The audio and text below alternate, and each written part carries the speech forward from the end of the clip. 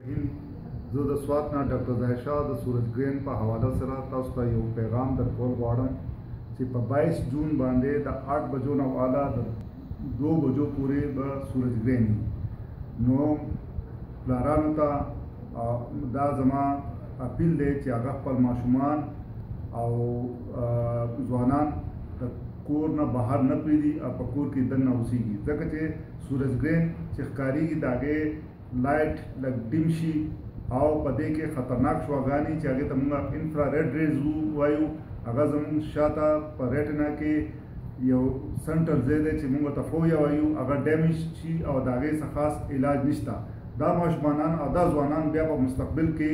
د آرمي دپاره ایرفورس دپاره د نیوي دپاره د پولیس دپاره او ایون په نږدې په کتو کې چې نري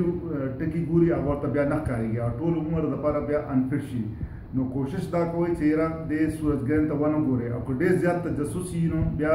په ایکس رے ډبل ایکس رے والے او په هغې کې بیا تاسو کتی شئ خو ډېر شارټ ټایم دپاره